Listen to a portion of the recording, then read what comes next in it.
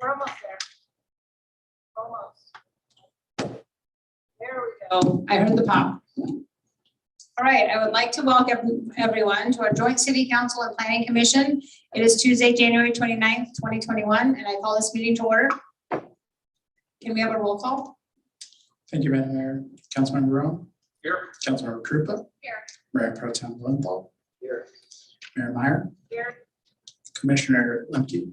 Here. Commissioner Hill. Here. Commissioner Beamsdorfer. Here. Vice Chair Van Arsdale.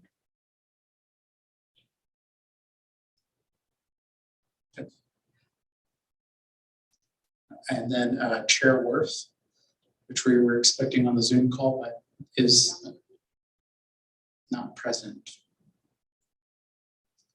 Let the record reflect that all members are present with the exception of Chair Worth.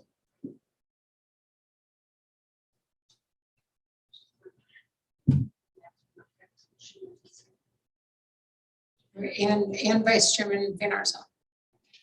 We have two absent, so that's fine. Okay.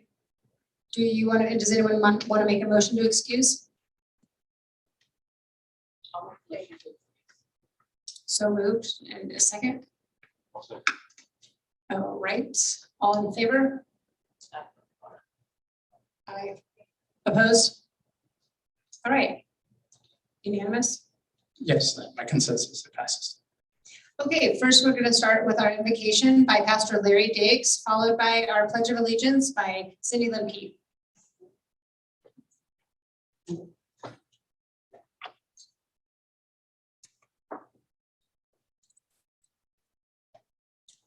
Let us pray.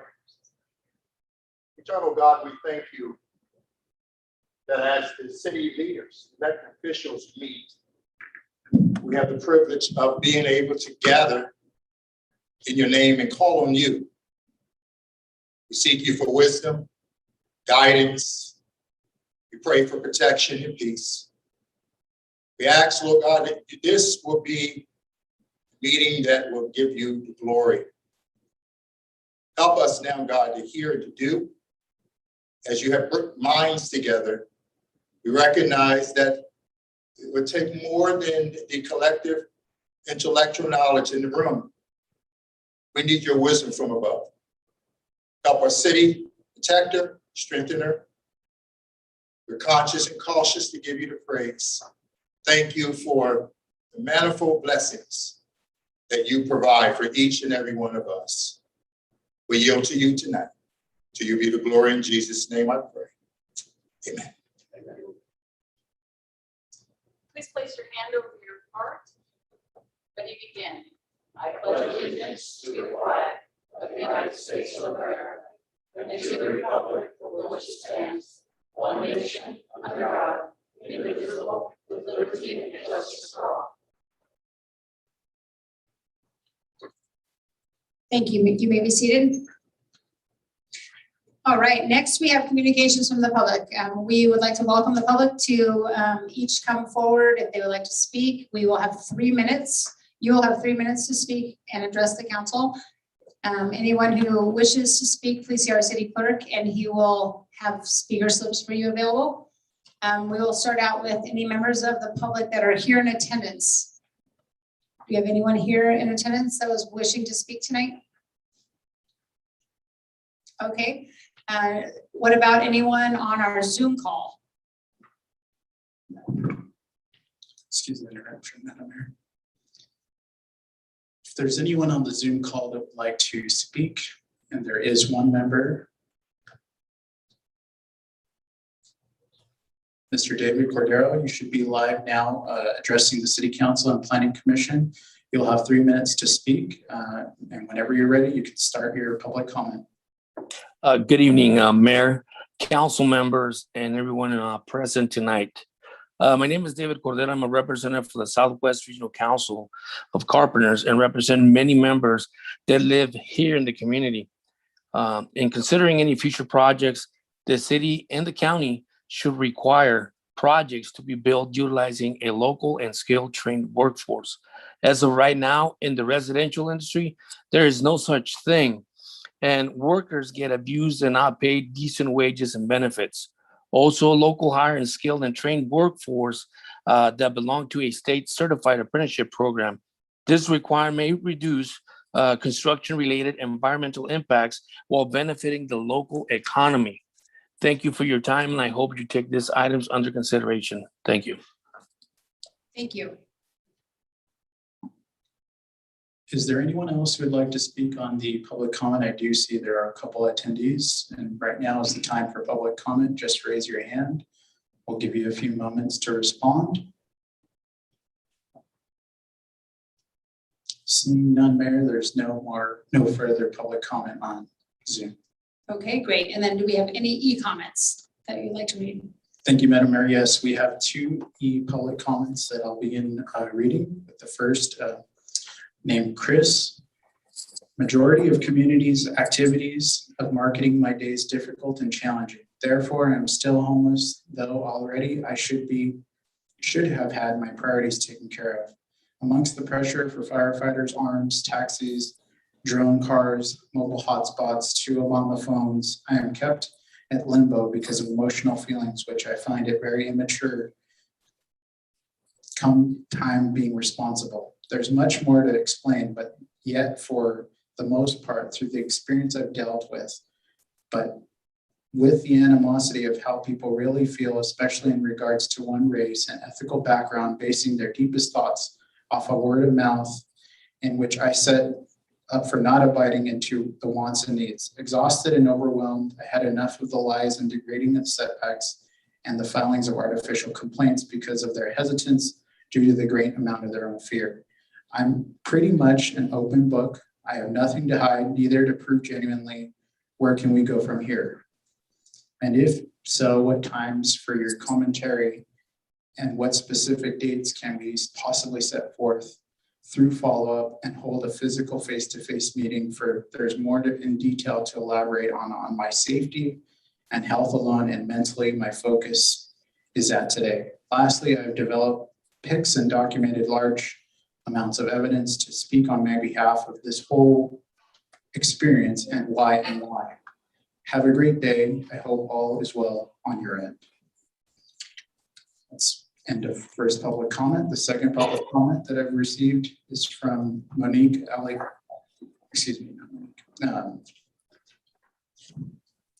Mitchell Ty. And it says, Dear Mr. Meyer and Alenis Fletcher, on behalf of the Southwest Regional Council of Carpenters, or so, my office is submitting these comments on the city's of Hemet's City Council study session for its 6th cycle RHNA housing element update. The Southwest Carpenter is a labor union representing more than 50,000 carpenters in 6 states. Excuse me while I mute. Individual members of the Southwest Carpenters live, work, and create in the city and surrounding communities and would be directly affected by the project's environmental impacts.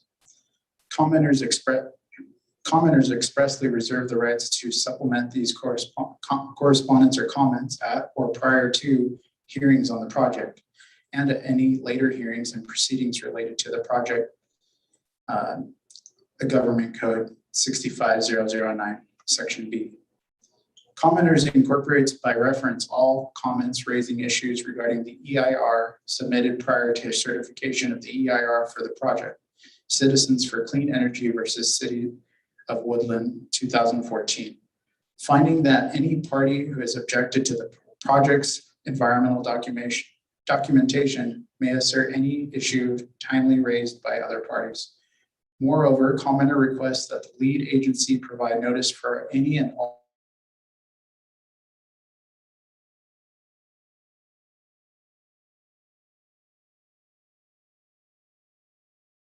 the California Planning and Zoning Law, excuse me. There's code sections referenced as well, and the Government Code Section 65092 requiring agencies to mail such notices to any person who has filed a written request for them with the clerk of the agency's governing body. The city should require the use of the local skilled and trained workforce to benefit the community's economic development and environment.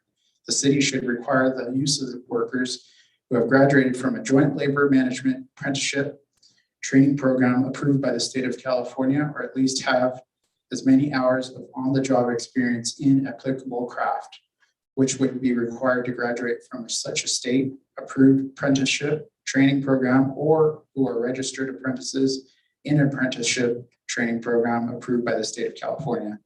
Community benefits such as local hire and skilled and trained workforce requirements can also be helpful to reduce environmental impacts and improve the positive economic impact of the project. Local hire provisions requiring that a certain percentage of workers reside within 10 miles or less of the project site can reduce the lengths of vendor trips, reduce greenhouse gas emissions, and providing local economic benefits. Local hire provisions requiring that a certain percentage of workers.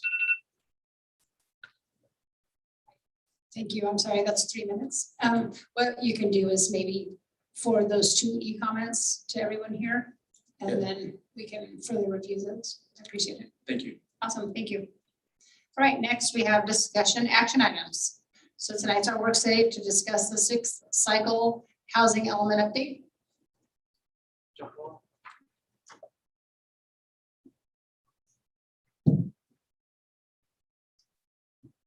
Thank you, Mayor. So first off, just wanted to thank the council and the planning commission for setting aside the time to come together. I know it's difficult to get everyone together at the same time, so it's very much appreciated. With that being said, I would like to hand the topic at hand over to HP to provide an introduction of this topic, as well as introduce the individuals that will be providing the presentation for this specific item. So HP. Thank you. Good evening, Mayor, members of the council, as well as the members of the commission. Welcome tonight. Tonight before you is a work study item for 6th cycle housing element, as well as the safety element and the environmental justice element. So these are the 3 top items that we're going to amend by into this year. And we have our consultant, Kimberly Horn, here to do the work study. And they have a full presentation and they can answer any questions afterwards. So you can either do it in a more of a ongoing or as we go questions and answer, or you could hold your questions until the end, whatever your preference is. So if I could get Kimberly Horn up here.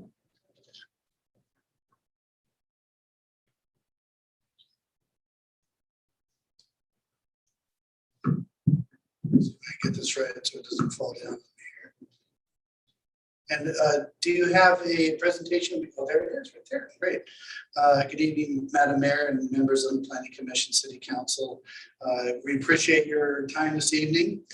My name is David Barkos with Kimberly Horn, joined by Inez Skelmish behind me. And we wanted to go over with you the process of the housing element update. I'm sure you may have heard about it.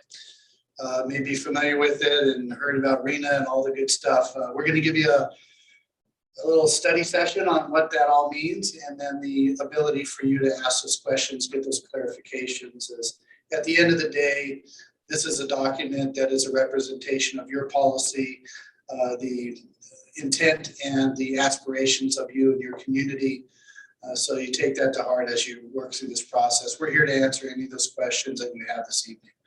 So to kick it off, as you see up on the screen, there's 3 that HP had mentioned, 3 general plan elements that we talk about tonight. Most of this will be focused on the housing element, but there are 2 elements that are required because by statute, because you're updating the housing element, it triggers the need to update these 2. And that's just based on what the law says. We'll give you a summary of the actual housing element update process. So as we start from a few months ago to today and throughout the fall, what you can expect in the process and what it all contains. We also want to talk about the process of engaging with your community. That's an important part. And as the law states, is you must make diligent efforts to communicate, collaborate with not just the community, but stakeholders within the community. You heard some of those stakeholders give you some comments earlier on the record. We do have a discussion of the community profile.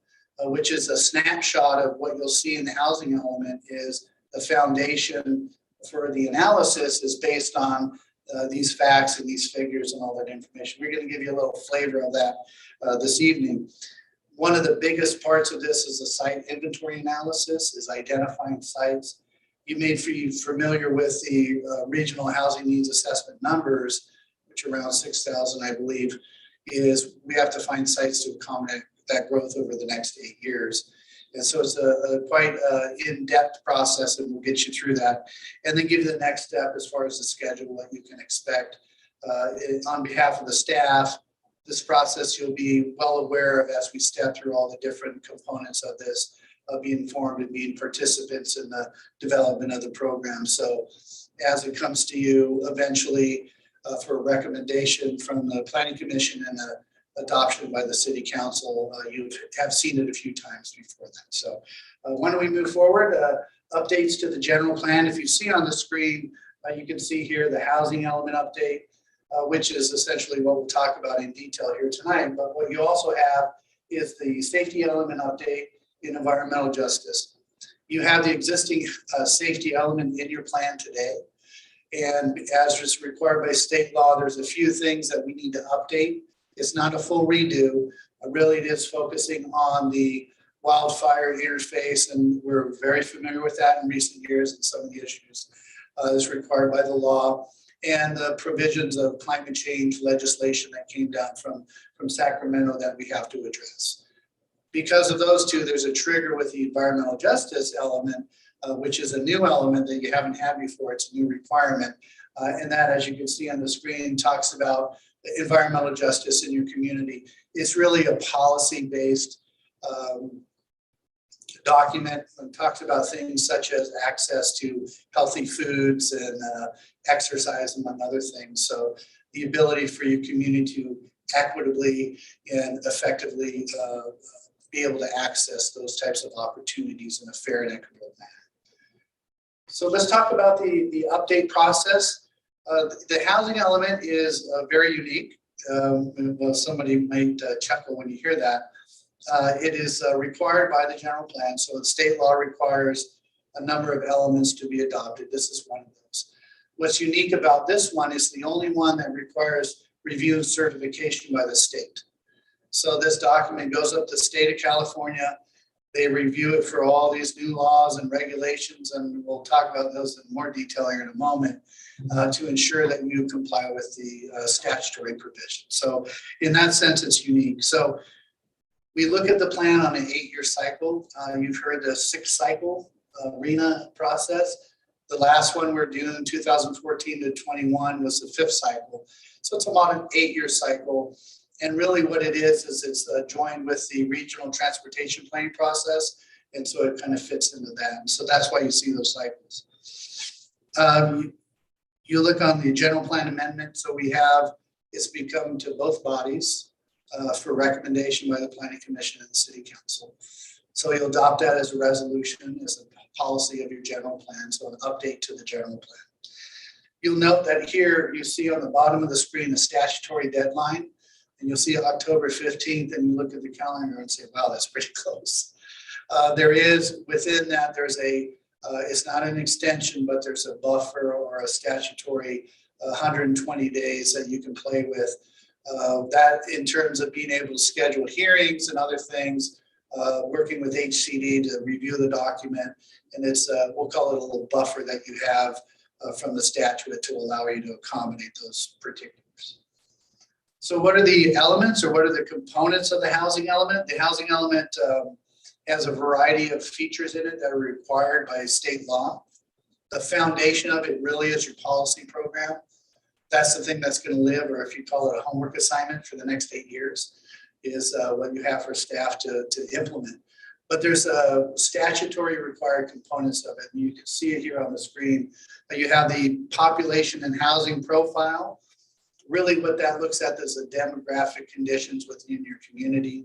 So we have what the housing profile is, the age of the population. All of these factors will influence the need and provision of housing within your community. So there's statutory things that we look at. We want to look at housing constraints and resources. And so when you think about constraints, there's the two types. There's non-governmental constraints, such as interest rates, construction, the cost of labor, for example. Then there's governmental constraints, things such as the laws and rules and regulations that somebody have to get approved, the fees that you have to pay. We have to look at those in detail to see how they affect the development of housing in your community. There's also the review of past performance. We made a promise last 8 years ago, 2014, so here's what we're going to do. And as you know, the term hindsight is 2020, right? We want to be able to look back and how we performed on what we said we're going to do. In many cases, the programs that you have, they work. They're funded, they work well, they serve your community, so they will continue. Some, on the other hand, may have funding issues, may not have been as effective in their implementation. We may need to tweak them. Some may be already implemented, and then some we need to create and address for the new in the next 8 years. And so there's a variety of great tools that when we evaluate that, we can learn our lessons from that. Then we have to do the regional housing needs assessment allocation in terms of identifying sites. And this is the big fun. This is the big box that we have to unravel here in the process. So we have to identify adequate sites to accommodate the projected growth over the next 8 years. And we have to do that by income category, which we'll talk about in the next slide. So the end of it, the policy program, the goals, policies, objectives, and actions is really the driving foundation of your plan. And so that's really what, as we move forward in the next 8 years, that's what you as a commission, you as a council will use as guidance to direct and influence changes in your regulations, specific plans, zoning code, et cetera, et cetera. Let's see here. If you look up on the screen here, you can see the regional housing needs allocation. And I'm going to walk you through this table here that you see in the screen, or the folks tuning in can see. You can see on the left, it says income category. And those are state-defined income categories that are based on HUD-defined and HCD, housing community development, defined income categories. And you can see they're very low, low, moderate, and above moderate. And what that is based on a percentage of the area median family income. And in this case, for Riverside County, it's 77,500. So that's the middle point, if you will, of incomes in the region. And it's based on that county number. And you can see each one of those income categories is a percentage of that. For example, very low income is up to 50% of the area median income, in this case, 77,500. So half of 77,500 is going to get you about a very low income. And so to see what that means in terms of income ranges, you can see that's up to about $38,750. So if you had an income of that, affordable income is about 30% of your spending on housing related costs. So you can do that math and see that what those types of rental rates or those types of mortgage rates that would be, or mortgage payment rates would be to accommodate those incomes. Each one of those income categories represents all of you and your community. So everybody's within the spectrum of affordability. It's somewhere within your community. If you look at the income ranges, you can see this general trend of incomes all the way above moderate, 93,000 and above. But what's most important is the very far right screen, which talks about the RHNA allocation. And what that is the number of units that are anticipated the community is going to need to accommodate growth over the next 8 years. So you can see from very low income, 812 units, to above moderate income of 3,748 units, totaling 6,466 units for the planning period. So what does that mean? Bunch of numbers, right?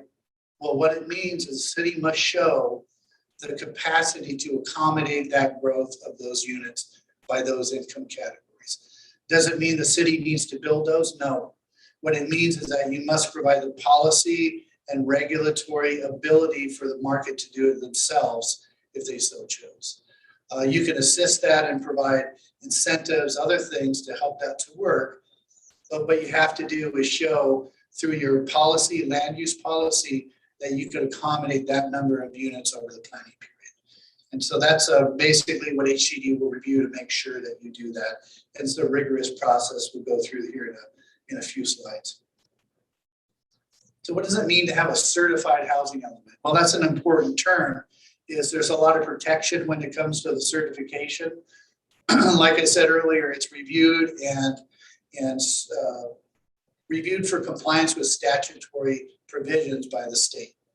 So it literally goes up in the mail to Sacramento, or email these days. It goes up to Sacramento and they review it for all the statutory provisions.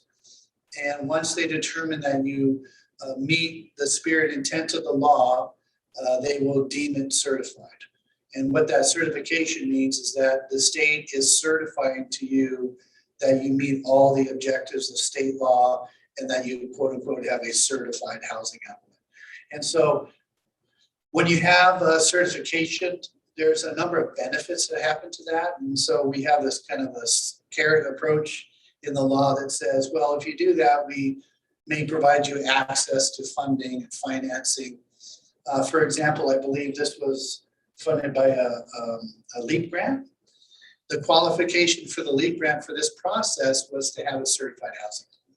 That was one of the criteria to do that. And so that will probably continue. And with the development of additional funding sources and the scarcity at local level of funding, that's going to continue to most likely be a component of having that certified housing element.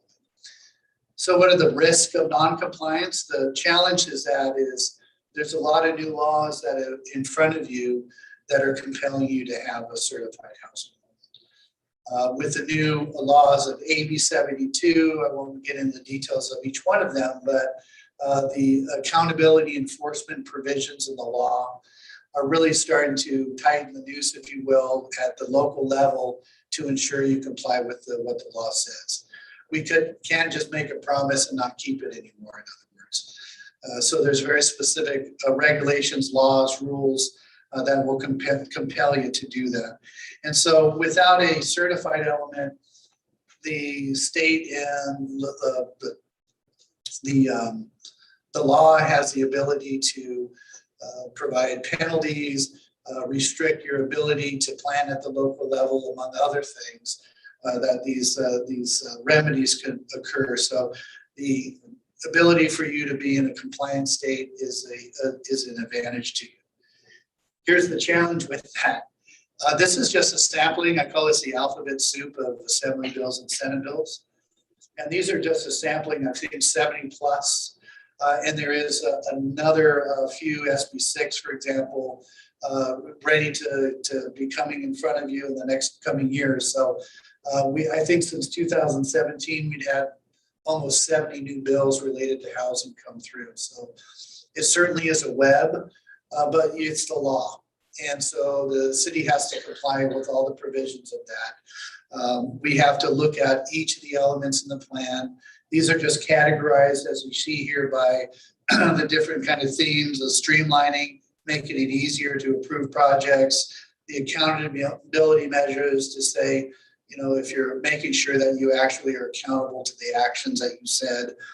And as you're familiar with the accessory dwelling unit law and the much higher flexibility you have to accommodate that for growth. These are some of the things that we have to deal with and will have to deal with in the housing element itself.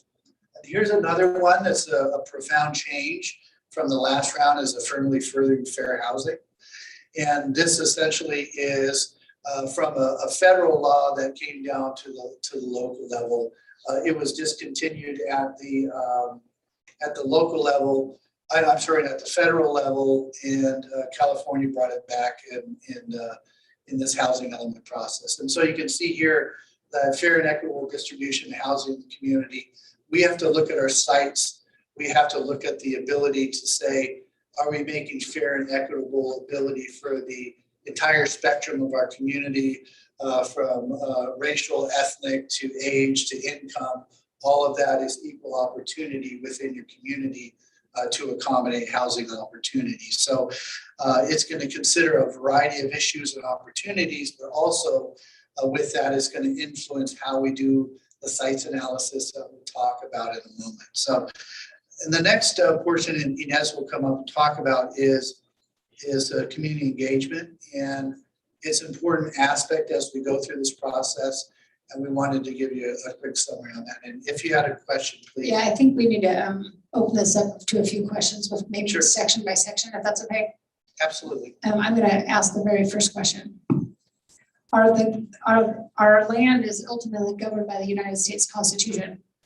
So when Governor Newsom and HCD does not follow that, what are their laws and punishments?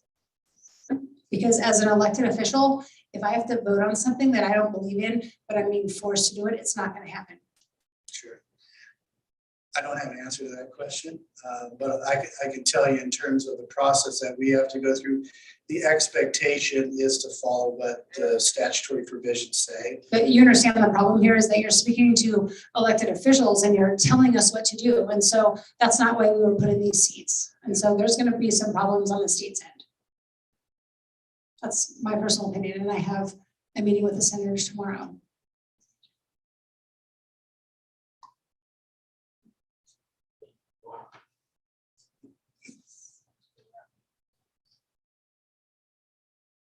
Hi, thank you for all of this. I do have a couple questions on RHNA, because that's near and dear to my heart, and I attend all of those meetings through SCAG.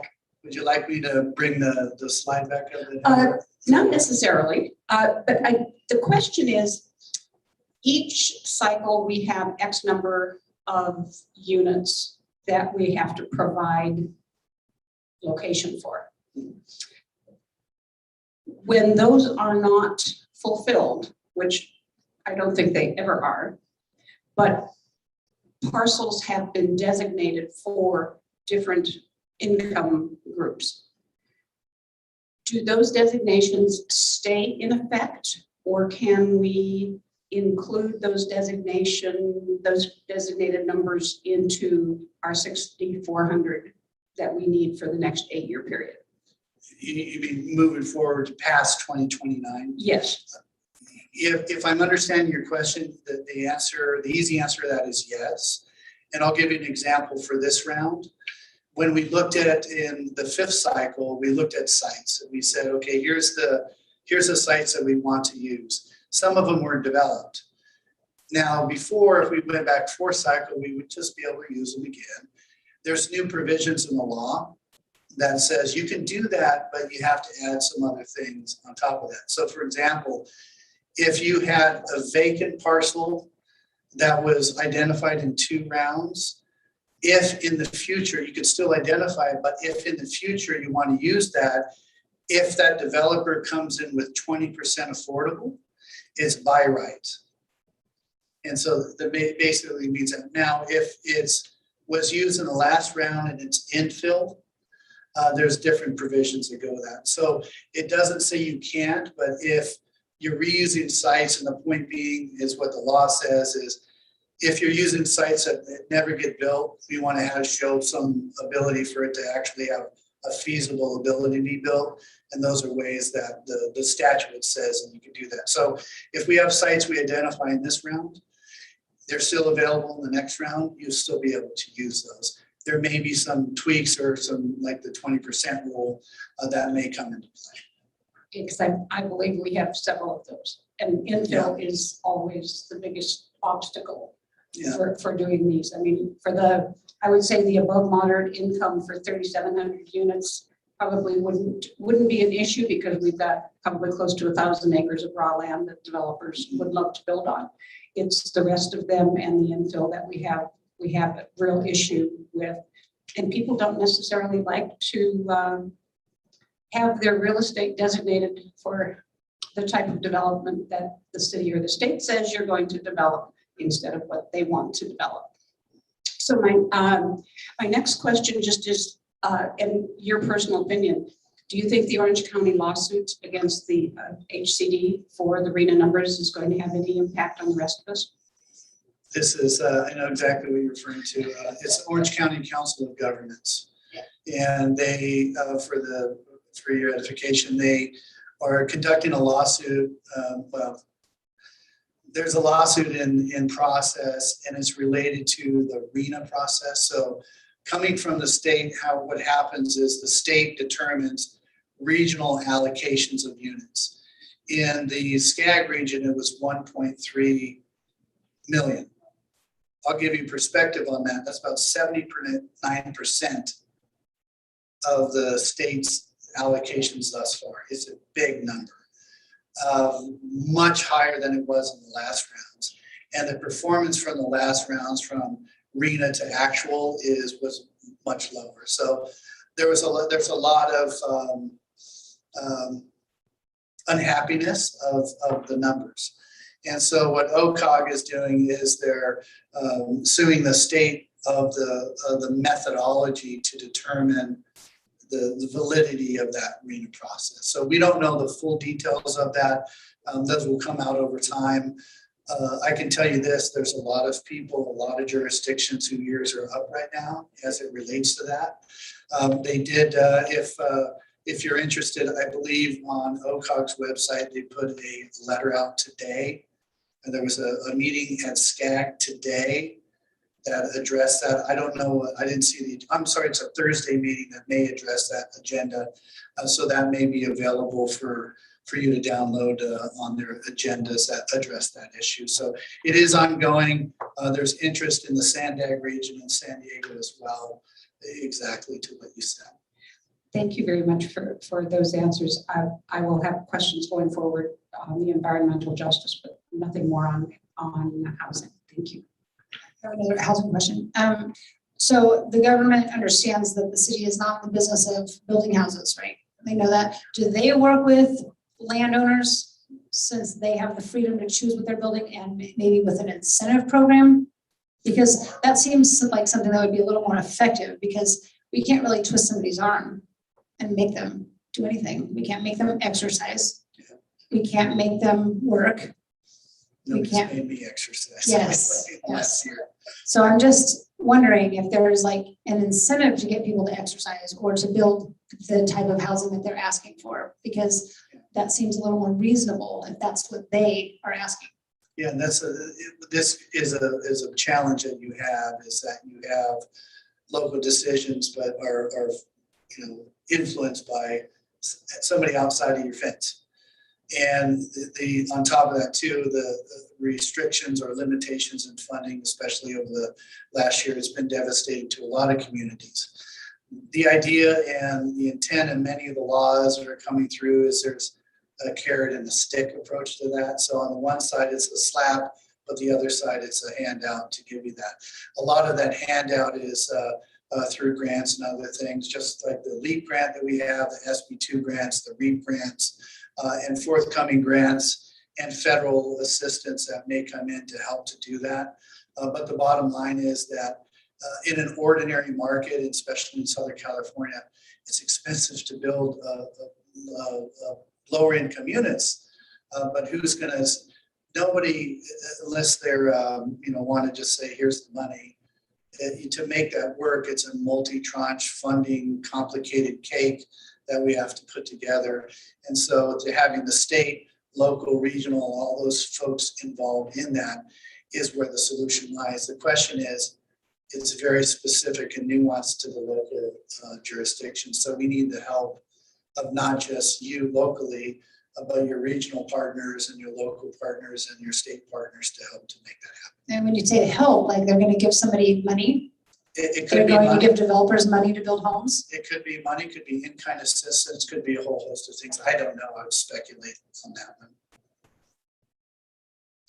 As far as For years, the city of Hemet goes back way into the late 90s, early 2000s, then again and again and again, we have fought regarding the RHNA numbers that keep getting assigned to our city. And a big reason is because they would say you have to set aside X number of acres to make it affordable. And the big reason we fought back then, and I think can fight today, and it applies too, is that we're already affordable. We're one of the most affordable areas in Southern California. So has there been any changes in the last round here, or in this round, of taking that into consideration? The fact that most of our housing here is way more affordable than anybody around us, even with the increase in prices that's going on. If you went through the RHNA appeals process, that's probably something you would have heard of all your neighbor agencies. And that's the point that a lot of folks made, that there's natural affordability in some places. And so, Especially here. yeah, in cases, and we've had, in the Rialto, Fontana, some of those discussions were part of that, is that we have, just by the nature of the incomes inherent in the community, those are where the affordability levels lie. And we may be kind of pulling it on both ends too much to stress that out, that it's just not feasible or realistic in the minds of the folks who live here. But it certainly is especially in the region that you are located, that's a conversation everywhere from Menifee to San Jacinto to all the way up to the north of you, Moreno Valley, et cetera. That's the same conversation. And we're even more affordable than Menifee and those even fairly close to us. So that fight has gone on for forever, I guess. If I'll just add to that, we did challenge our numbers or appeal our numbers, and HP did a Herculean job, and it was, of course, denied. And I believe Riverside County did an appeal also, and they got a reduction of something silly like 15 units. Yeah, and In Pico all, Rivera. in all of Riverside County. Yeah, and Pico Rivera was the other one, and because Pico Rivera got such a large number, you actually had an increase in your RHNA as a result of the appeal, ironically.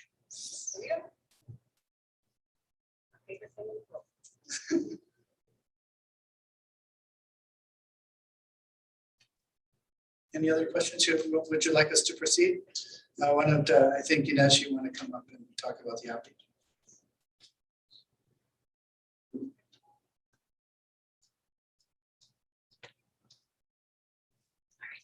So as Dave had mentioned, one of the required parts of the housing element update is community engagement. Since we kicked off the housing element update in the spring, we've had a variety of outreach opportunities for the public, one of which was the creation of a web page on the city's website.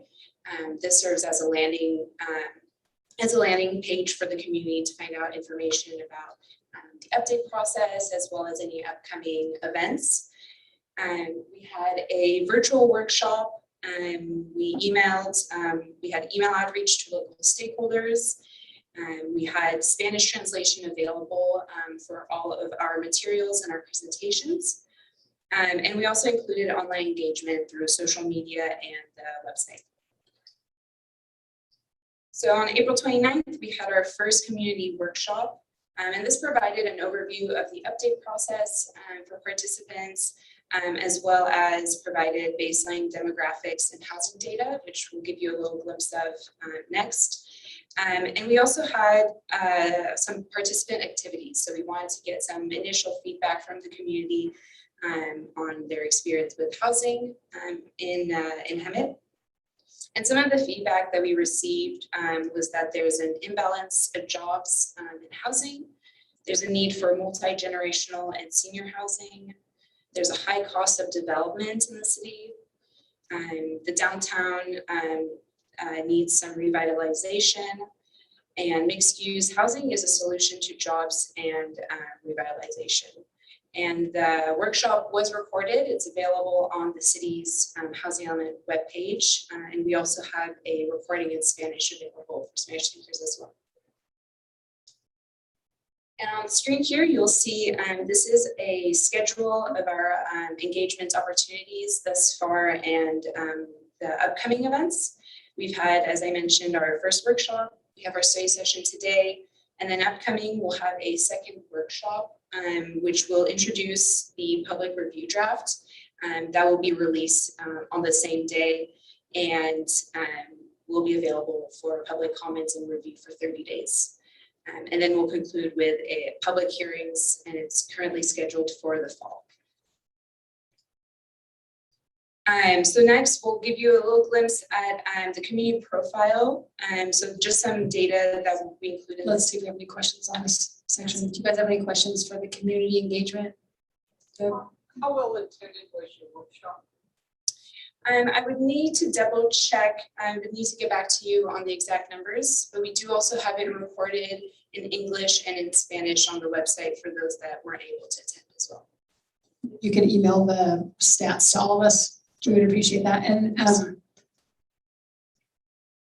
maybe I should be embarrassed, but I didn't even know anything about it. Did you? You knew? You got it? So maybe we have to make sure. Okay. We'll make sure you're well informed for the second workshop. Yes.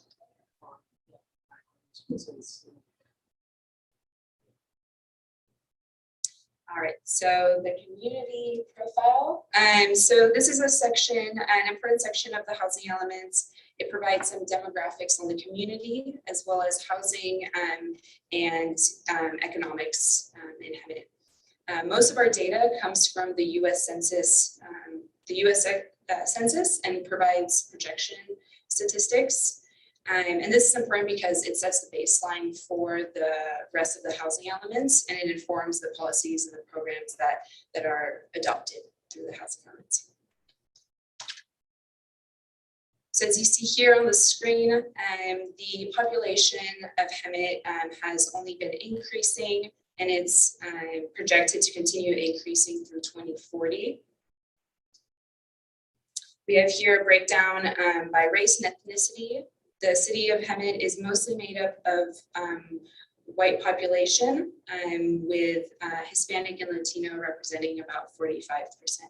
So there is a number of different races and ethnicities that make up the city.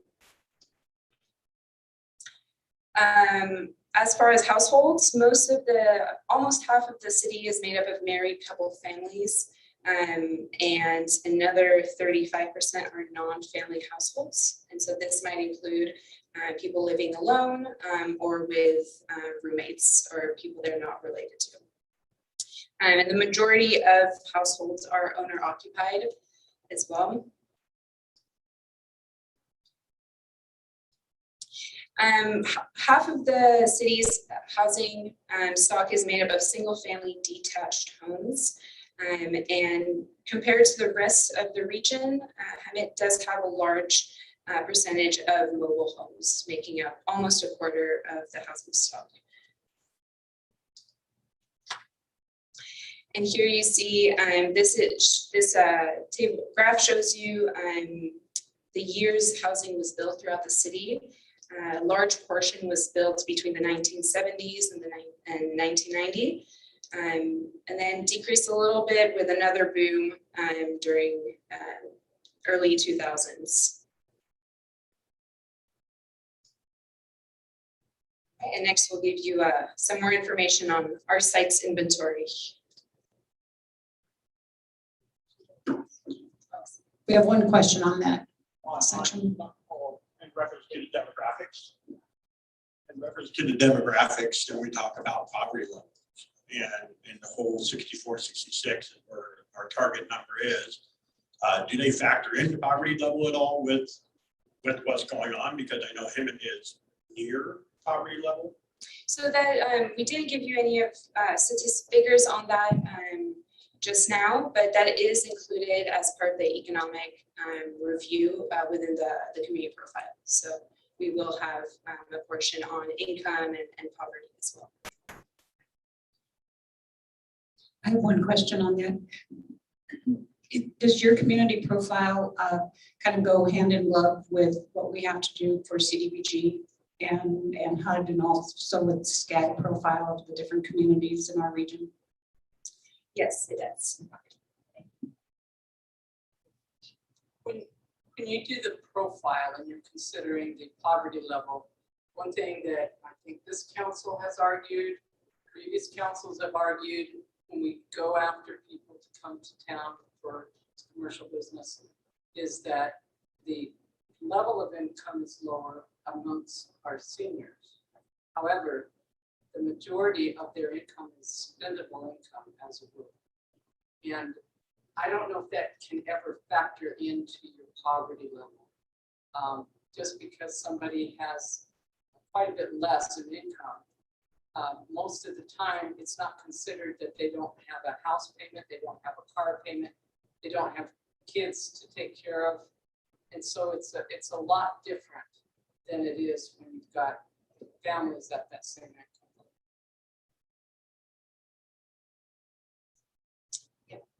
So we do look at senior population and income throughout the community profile, but that keep that in mind.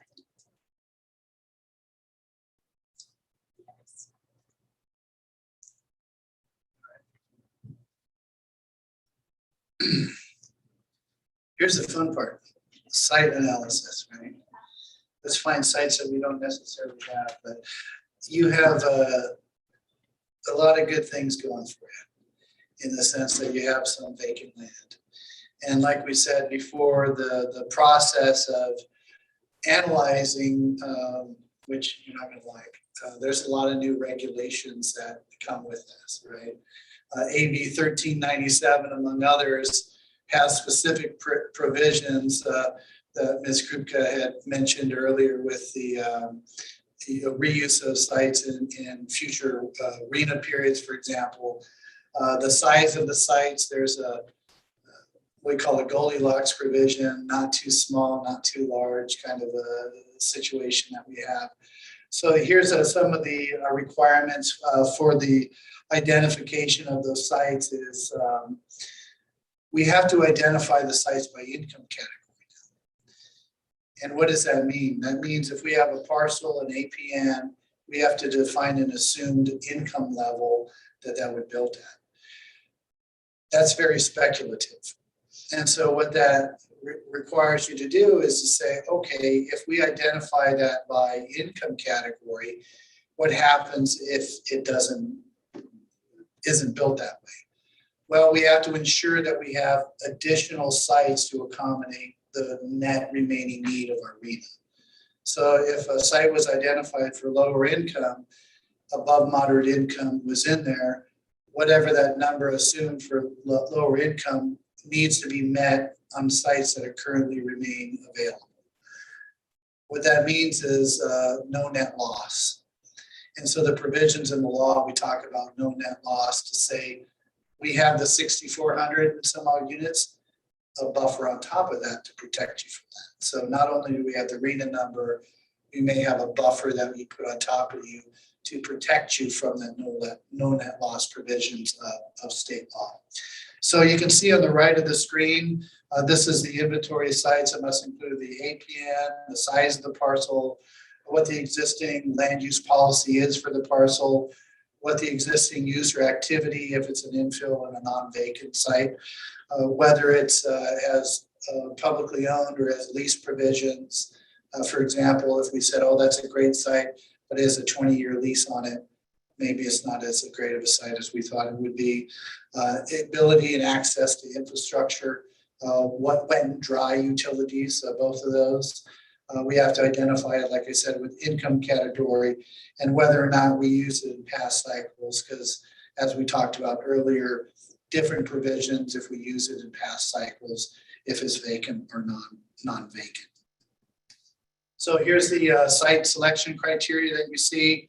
When we're looking at sites, we start from the beginning of identifying what we have available, vacant sites. So we have zoned or general plan designated sites that accommodate residential.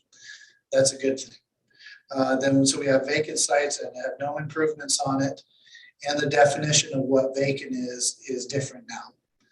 So for example, that means no improvements on it. We had an occasion in the city of Encinitas where they had a utility easement going over, so basically telephone wires coming out. that was an easement. They said it's not a vacant site because of that easement. That's pretty tough. These are the things that we have to pay attention to. We can overcome those with some additional analysis, so don't be too alarmed. Then we look at underutilized parcels, or parcels that may have development on it that have capacity to accommodate additional growth. Say we have a 20-acre parcel with one unit on it, right? It's underutilized. Maybe it has a zoning to allow for, R7 or whatever it may be. We can accommodate additional growth. So we look at that as well. Then we look at existing sites or city-owned properties, properties that have agency-owned school sites, surplus school sites, and other things that have opportunities. Then that gives us a floor that we can evaluate the need for the next step. So we're going to work our way down that list to get us a net remaining need. So, and then we don't have it in there. Let's see here. Let's see. Oh, here we go. Let's go to the next slide. Sorry. So when we look at the existing residentially zoned parcels, we look at the zone vacant properties. We can also look at pipeline projects. So if we have an entitled project that's gone through the system with you folks, and it's either under construction or in the process, so permits, for example. And if it's going to be built in the planning period, we can count that as a site. So that will reduce your net need as we go in the future. For example, I've had communities who've had 25 units of projects in the pipeline. It's going to reduce their RHNA need by 2,500. So that's a positive. So we're going to get really detailed on all of your pipeline projects. Then you have capacity in your specific plans and other adopted policy plans that still have their basically entitlements. And so those have capacities. And then there's a new requirement with this accessory dwelling units. The state, the SCAG had developed an agreement with HCD, the state, and the regional agency about the ability for us to count ADUs because it's required, it's basically permitted by right now in the law. And they have a methodology that is a safe harbor provision that you can identify the projected number of units in the planning period based on your past performance the last few years. And then it's allocated in pre-approved income categories. So we don't have to prove it's very low, low, moderate. We have assumptions that are certified by HCD to use that. So we'll use that in the plan to, again, reduce the number of need you'll have, the net remaining need. You can go aggressive on the ADUs. If you choose to do that above and beyond the safe harbor, you're going to have it supplemented with additional policies related to ADUs, such as monitoring programs, among other things, to ensure you could meet those objectives. So that's it for the plan for the strategies for the sites. I can have any questions answered, or we just get the next step. Yes. I didn't want to use this as a tough question.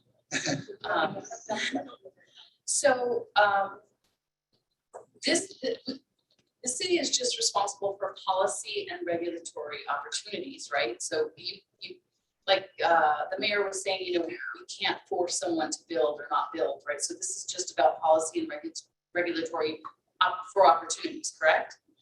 You as an agency are providing the opportunity for the market to do it and other assistance, whether it be financial or in kind, whatever it may be, to help to bring that to market. You're not responsible or obligated or legally allowed to force somebody to build. Okay, and then my second question is, does RHNA take into consideration the vacant land that is available with the number of places? Yes, the methodology, there's debate to the veracity of the methodology, but there's a whole host of inputs related to the methodology to get those outputs. But this land that you have available works to your advantage in the sense that it can accommodate that growth. So that's what I said earlier, is the good part is that you have some of that vacant land There's a new statutory provision that says is if you can accommodate 50% of your lower income need on vacant sites, there's not an assumption of an impediment to develop that. So it makes our analysis process that much easier. So in that sense, you have an advantage. All right, so our council is proud of the fact that we don't discriminate based on race, color, creed, religion, or even income. And we are even proud to say that we've been certified, I would call it, by HUD and taken special training on this course. And so my question is HUD okay with HCD requiring discrimination? Because for us to start creating divisions amongst our citizens based on what their income is, doesn't seem to match up what we learned in our training. That's a big concern of ours, because if we are treating everyone with respect because they're human beings and meeting their needs because they're humans, it really should stop there. That's a concern that I have when I see some of these quote unquote requirements.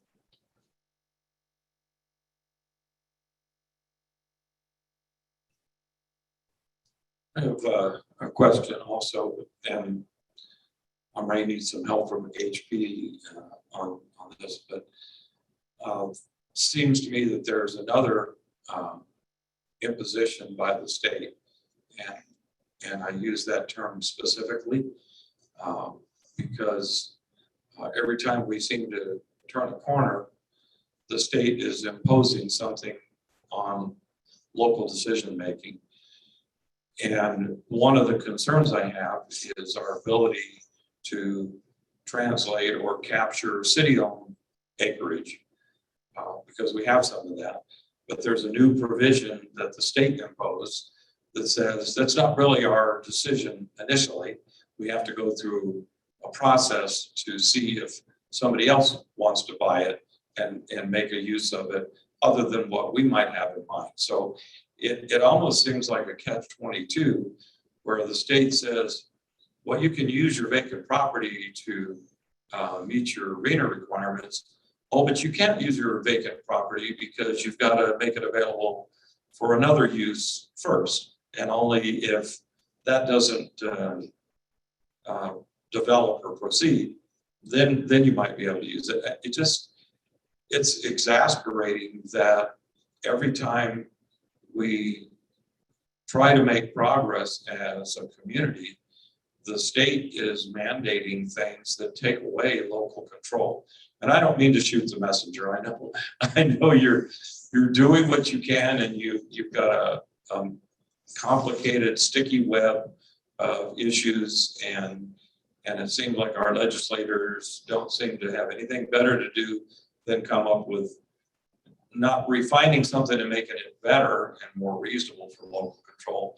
They just add on top and add on top and add on top. It's almost like the rules of golf. They never take any rules away. They just make more rules complicated. In the 6466 units, again, that the goal target, does that number count as the date of construction happens, or does that number count as the day is approved? Generally, when you count it is when you have a doorknob, so the COO, certificate of occupancy. And when on a year-over-year basis, HP and his staff will do a report to HCD, their annual report, the APR, which will probably be in front of both of your bodies about February of every year, which details all of the construction activity. And that's how we do that. But usually the way to count it when it is a unit is when it has a certificate of occupancy.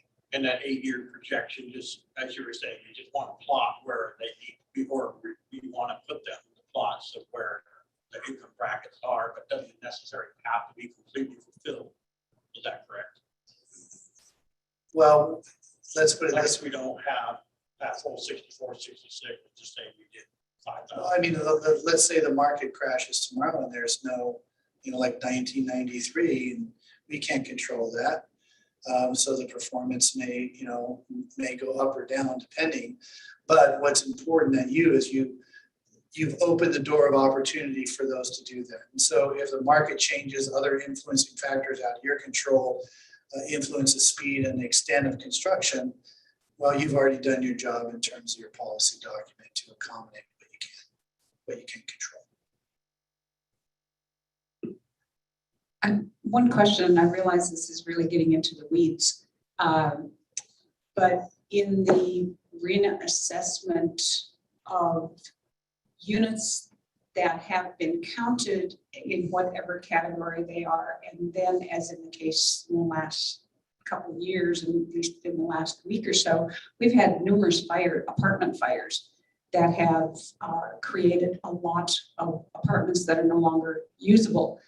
When those come into the equation as either being demolished or rehabilitated, does that count into the future RHNA numbers, or does that just stay in existing numbers that we already have?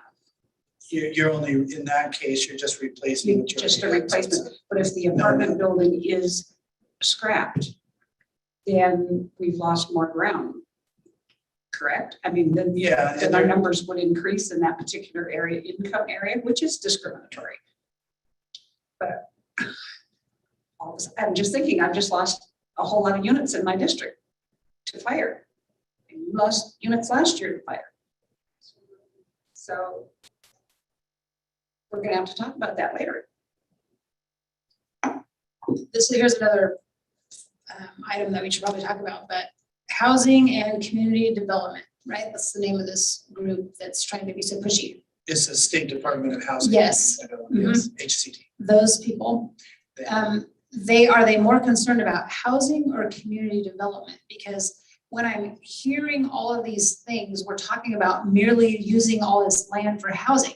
And anyone knows that for a city to function, there's got to be a balance. There's got to be jobs. There's got to be industry. There's got to be more than just the housing element. So if we build out all of their plans and have no jobs for people, do they have a plan for that? I can, my comment on that is HCD is really serves as a clearinghouse for information related to housing. The role of HCD, as you will see it, is really in compliance with what the statute says you have to do, so the law.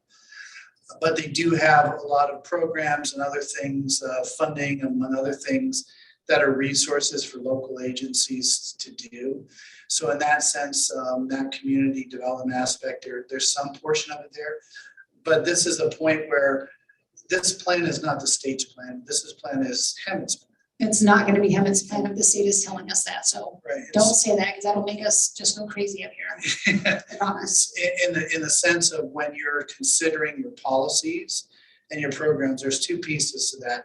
You have to comply with what the law tells you to do until they change it or amend it. But the policies and programs that you can still put in the housing element will relate to economic development in those considerations, so that it doesn't exclude you from doing that. Obviously, there's influencing factors from the state and legislations that are pushing and poking at that. But you do, through your general plan, your land use element, circulation element, economic development, environmental justice, all of that has policies and provisions that when you put them all together, that they can be supportive of that. And so a lot of that is you as a body here have a lot of control of, to the extent you want to do that. Because how I see what you just described is a socialist government, that they're going to provide for the people and keep sending them checks, and then we're going to do what we're told. And that's not going to happen in our city. Because, like I said, we're elected. This is America. Our city.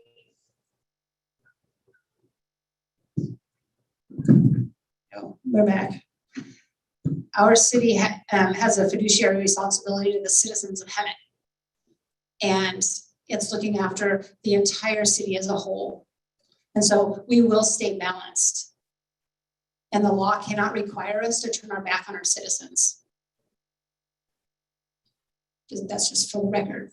We won't.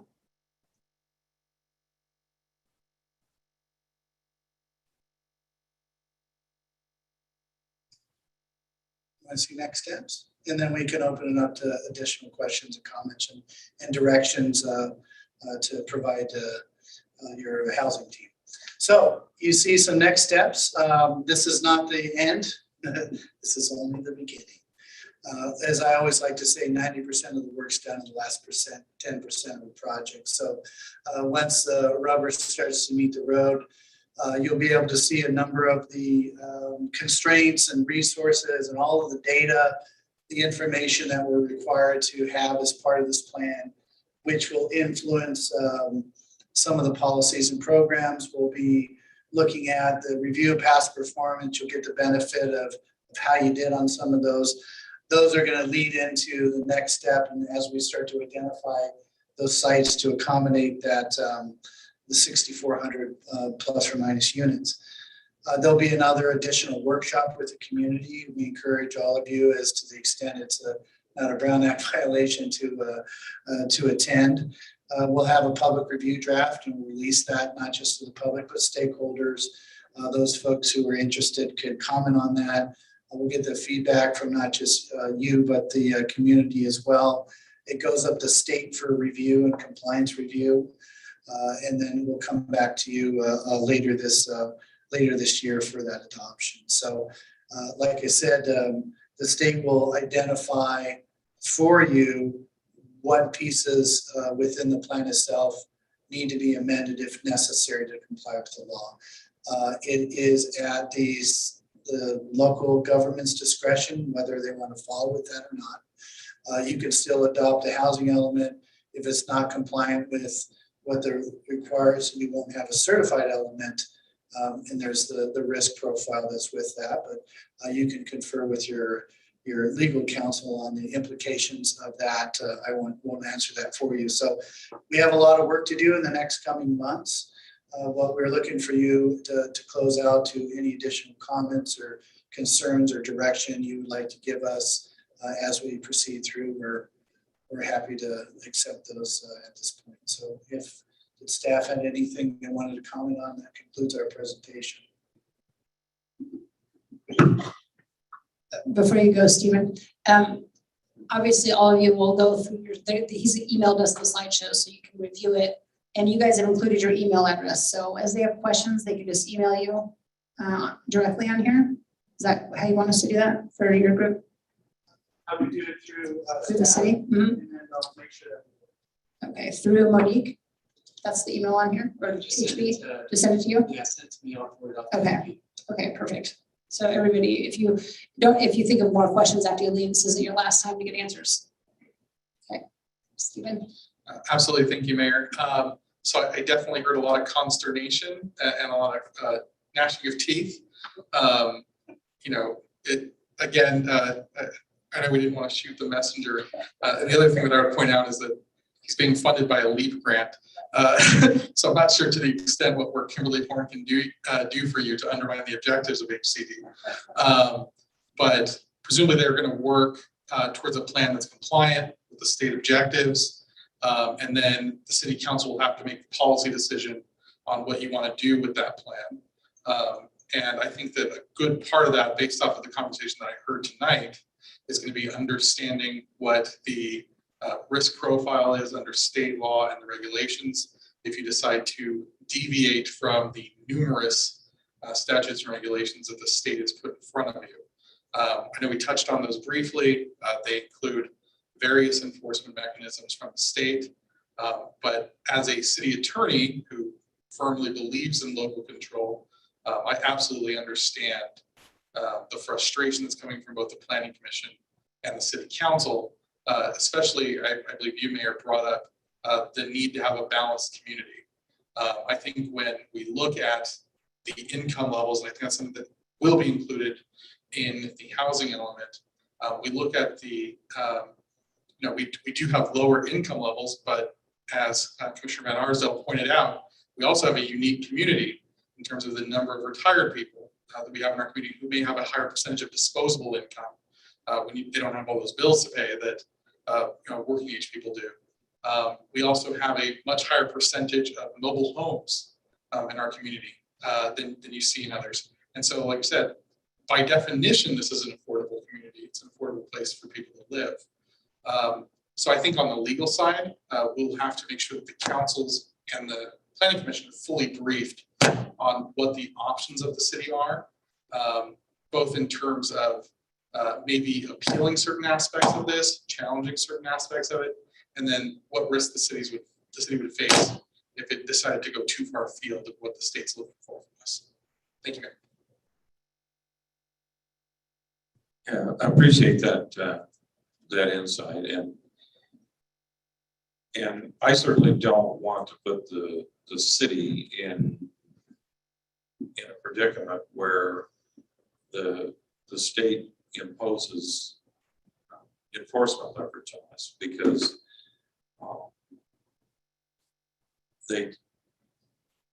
it's highly unlikely, unless the League of Cities and everybody bands together and basically conduct civil disobedience against the state, which is not likely going to happen. I certainly don't want to put the city in a predicament where we have to expend good money after bad, trying to fight a losing battle.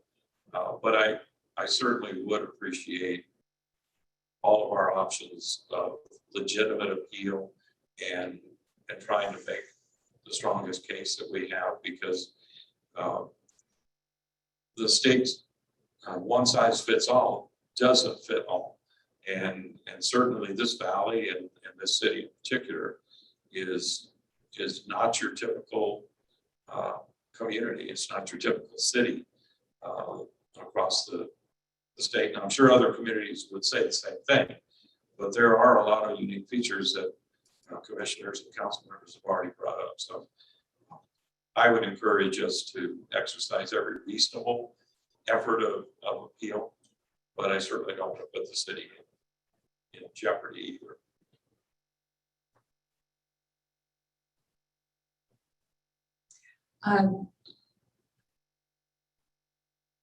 Yeah, I agree with that. So, but you're right. I mean, some of these battles we do fight through SCAG and through the League of California Cities. My question on this is that since the safety element and the environmental justice element, well, the safety element has to be, quote, updated through this process, and also the environmental justice element has to be created. Are they both affected by the HCD housing deadline of October plus 120 days? First off, it's separate from the HCD process. It's a trigger for when you update that. So there is a debate of what the timing is, but it's really just a trigger to get that done. So as you're doing one or more updates, for example, it triggers that. And so we've had occasions where they're doing it at the same time, but they may not adopt it at the same hearing, if you will. Some jurisdictions look at it as an opportunity that if we do it all as a general plan update, it's all into one package and it does it more effectively. So the latter is the typical approach that you're seeing around the region. But there is different avenues and methods that you can explore. And those two elements would be included in the $250,000 we have from the LEAP grant? Okay, I see. That's the correct nod of the head. Appreciate that. But one other just general question, and you probably can't answer this, but I'd sure like your opinion on it. When it comes to multifamily housing, high density and very high density,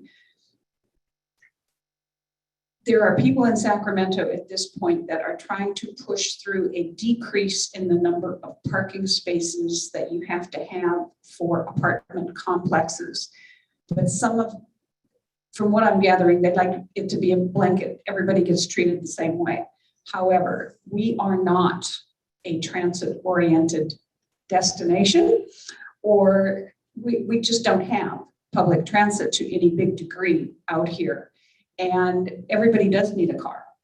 So do you see any properties that might be affected total unit wise versus parking space wise that we may run into in the future?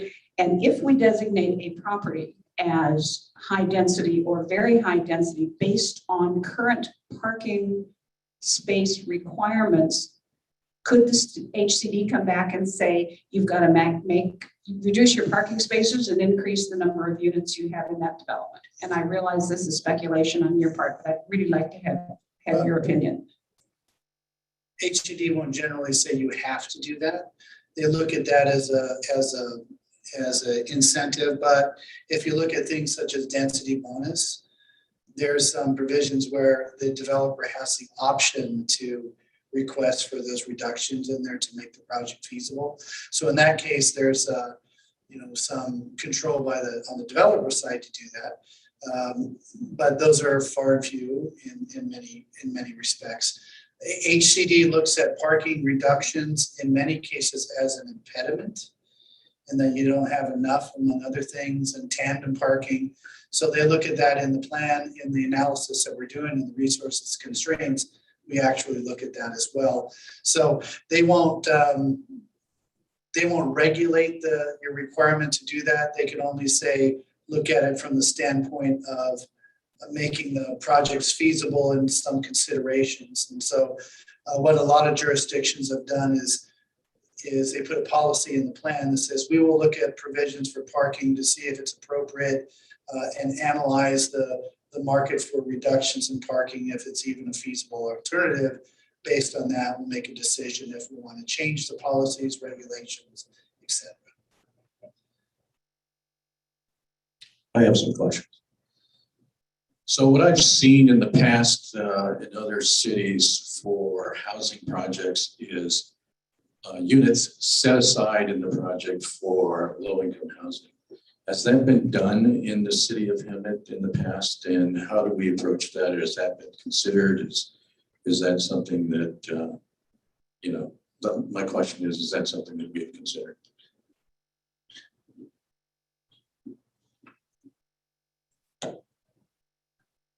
If I understand your question correctly, then the city hasn't set aside any number of units. Again, as it was explained, we provide the opportunity for different developers to create and build different products for different income levels. But the city doesn't necessarily set aside because we're not builders for the city. No, I'm not talking about the city to set aside. I'm asking the builder of the project, would they set aside a number of housing units for low-income housing? I've seen that accomplished in other places. So some builders may get their funding from the state or the federal government, and those fundings will require a certain percentage of their products to be a low-income housing. So through that process, they will develop a percentage of their whole entire product as being low-income housing. Got it. And in addition to that, in density bonus, those provisions are based on the provision of affordable levels. And on the city side, inclusionary policies can require a developer when a development to set aside a certain number of units by income category, usually as a percentage, 10, 15, 20%.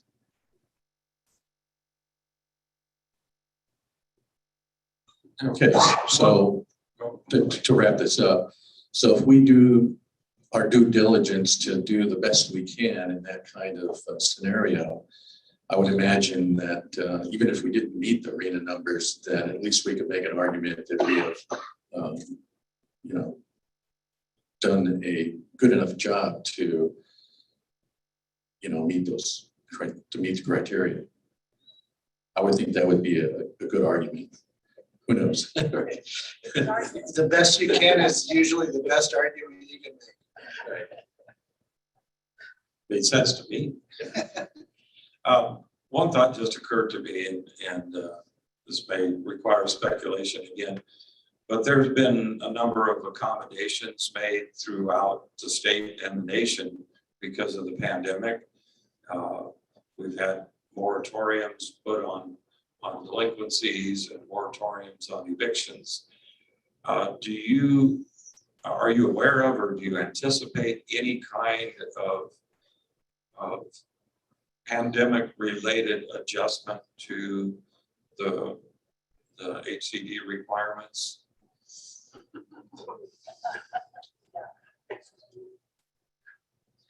No comment, I know, but yeah, there's waves out there about the state potentially agreeing to some level of